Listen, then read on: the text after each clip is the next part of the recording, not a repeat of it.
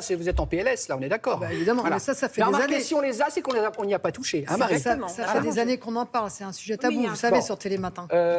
Parce que donc, les produits ultra transformés ont envahi nos placards et c'est clairement pas une bonne nouvelle. On va dire ça comme ça, Christelle ? Très mauvaise nouvelle, on le savait. Mais là, on a des informations un peu plus récentes.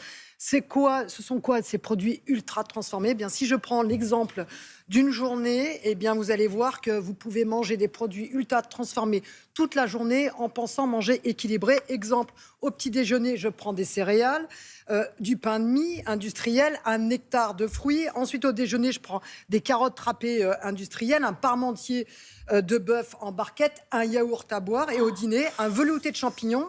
Jusqu'ici, tout va bien. Une purée en flocons et de la compote. Eh bien, je me suis nourrie exclusivement de produits ultra transformés, alors que je pense avoir un certain équilibre alimentaire, et c'est la vérité. Parce que là, il y a des légumes, il y a des fruits, il y a des crudités. C'est quoi le problème alors ? Le problème, c'est que tous ces aliments ont été ultra transformés. Ils ont été complètement transformés par des températures très hautes. On leur a ajouté des additifs. En fait, ils n'ont plus rien à voir avec le produit brut.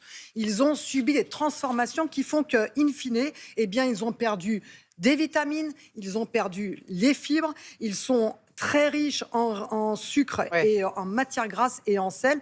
Et ils ont un maximum d'additifs. Donc, on sait aujourd'hui que dans les pays industrialisés, eh bien, ces produits-là représentent jusqu'à 58% de nos apports énergétiques. En clair, ce que nous mangeons, c'est près de la moitié de ce type de produit chaque jour. Mais en fait, parenthèse, mais j'avais remarqué que dans des carottes râpées industrielles, ils mettent du sucre. Bien sûr. C'est dingue. Du sucre, du plasma de poisson, c'est ça, il y a etc. plein de choses qui sont rajoutées. Hein. Et exactement, il y a beaucoup de choses. Et quand on étudie les nouvelles études, il y en a une qui vient de sortir, elle est très récente, elle a été publiée la semaine dernière dans le British Medical Journal. Et là, c'est la douche froide. Oui, c'est vraiment pas terrible ce type de produit, puisque une étude portant sur plus de 10 millions de personnes, vous imaginez, c'est des scientifiques qui ont étudié un panel de plus de 10 millions de personnes, et ils se sont aperçus que l'exposition régulière à ce type de produit, c'est quoi ? Eh bien, c'est un risque augmenté de 50% de décès par maladie cardiovasculaire, de 48 à 53% de risque d'anxiété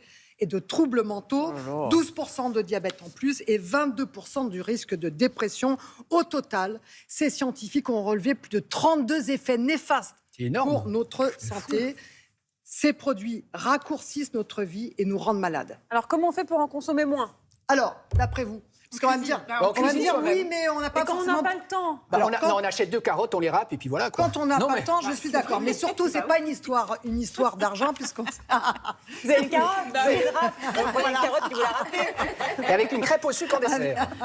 En fait, il faut voir que ces produits sont déjà beaucoup plus chers que le produit brut. Donc, quand vous achetez une barquette de carottes râpées dans laquelle on a mis effectivement du plasma de poisson, on a rajouté des conservateurs, etc., eh bien, c'est 3 fois plus cher qu'une carotte normale.